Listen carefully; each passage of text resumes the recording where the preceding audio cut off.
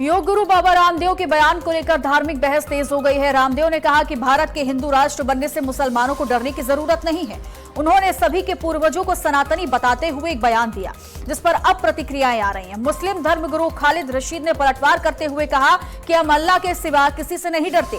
बाबा रामदेव के बयान और उस पर आई प्रतिक्रिया के बाद राजनीतिक और सामाजिक हलकों में चर्चा तेज हो गई है। नहीं, मुसलमान कतई तौर पर सिवाय अल्लाह के किसी से खौफजदा नहीं होता है, किसी से डरता नहीं है। और ये हकीकत है कि सबके एंसेस्टर्स एक ही थे और हम सबके ईमान का ये हिस्सा है कि तमाम इंसान हजरत आदम अलैहिस्सलाम के औलादों में हैं।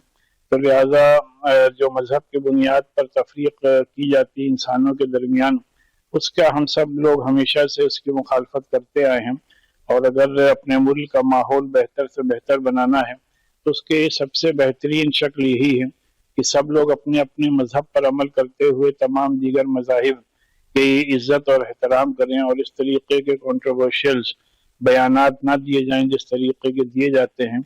और जिस पैमाने पर मस्जिदें गिराई जा रही हैं और स्टेट्स में जैसे उत्तराखंड में अभी मदरसा बोर्ड को ख़त्म किया गया, ये सब कार्रवाइयाँ ऐसी हैं जिससे कि कहीं ना कहीं मुसलमानों को काफी तकलीफ और परेशानी में मुब्तला होना पड़ रहा है।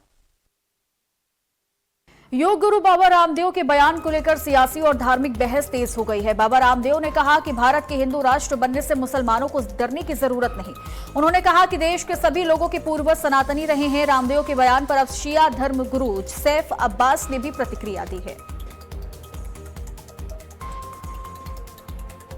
मुसलमान किसी से डरता नहीं है, मुसलमान सिर्फ अल्लाह से डरता है, जिसको आप भगवान कहते हैं। और मैं समझता हूँ हर एक जो है अल्लाह भगवान गॉड इससे डरता है। नंबर एक बात। नंबर दो बात ये कि जो हिंदुस्तान मुल्क है, इस मुल्क को कोई अपनी भगवती समझ ले कि आपको डरने की जरूरत नहीं। ये नहीं है।